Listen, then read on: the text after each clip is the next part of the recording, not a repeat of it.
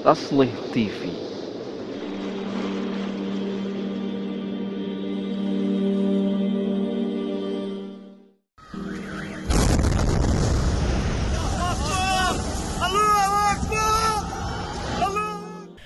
Di tengah berkobarnya Perang Dunia Kedua pada tahun 1939 dan sibuknya Britania di tengah perang tersebut, Zionis meningkatkan intensivitas pendudukan di atas tanah Palestina dengan mendatangkan kaum Yahudi melalui darat, laut, maupun penerbangan rahasia. Hal ini berakibat pada bahaya besar bagi masyarakat Palestina yang di waktu bersamaan tidak memiliki wadah yang mengorganisir dengan baik usaha perlawanan mereka. Puncaknya adalah pasca keluarnya resolusi pembagian tanah Palestina pada tahun 1947 menjadi dua, untuk Arab dan untuk Yahudi, yang membangkitkan kesadaran para pemimpin Arab untuk mengirim pasukannya perang melawan Zionis. Namun, keikutsertaan militer Arab dalam perang 1948 bukan tanpa bencana.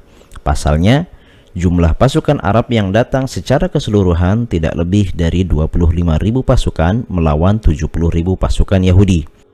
Bencana ini diperparah dengan kelemahan koordinasi pasukan Arab, senjata kuno dan rusak, serta butanya mereka terhadap peta wilayah Palestina.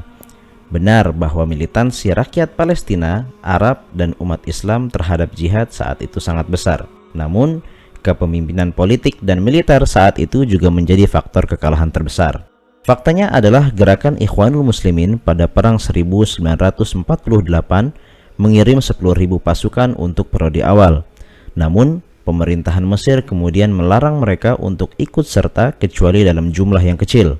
Bahkan ratusan dari pasukan Ikhwanul Muslimin ditangkap dan dipenjara sekembalinya mereka ke Mesir. Fenomena ini pun berujung pada pembunuhan pemimpin Ikhwanul Muslimin saat itu, Hasan al-Banna, pada Februari 1949. Bukan hanya Arab yang mengirim pasukannya ke Palestina dalam perang 1948, namun sekitar 250 pasukan Bosnia juga ambil andil sebagai bentuk pembelaan terhadap Palestina. Setelah usai perang 1948 dengan kekalahan pasukan Arab, Zionis pun mendeklarasikan berdirinya negara Israel pada tanggal 14 Mei 1948.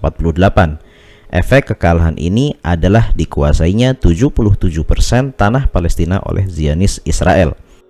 Adapun pihak Arab, mereka pun membentuk pemerintahan rakyat Palestina untuk menggantikan pemerintahan Britania yang keluar dari tanah Palestina sejak 15 Mei 1948. Pemerintahan rakyat Palestina diawali dengan kepemimpinan Ahmad Hilmi Abdul Baqi yang berkedudukan di Gaza. Pemerintahan ini berhasil mendapatkan pengakuan seluruh negara Arab kecuali Yordania. Dan pada Oktober 1948 bersama Majelis Nasional Palestina yang dipimpin oleh Al-Hajj Amin Al-Husaini, mereka mendeklarasikan kemerdekaan Palestina dengan mendirikan negara demokratis yang berdaulat dan dengan batas-batas wilayahnya saat pendudukan Britania. Namun, usaha daulat pemerintahan Palestina menemui terjalnya dengan ikut campurnya pemerintahan Mesir yang juga memaksa Al-Hajj Amin untuk menghengkang dari Gaza.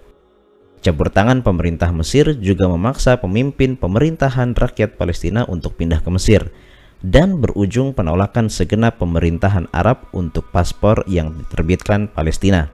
Situasi krisis ini juga berujung pada pembubaran pasukan Jihad Al-Muqaddas yang merupakan sayap Majelis Tinggi Arab.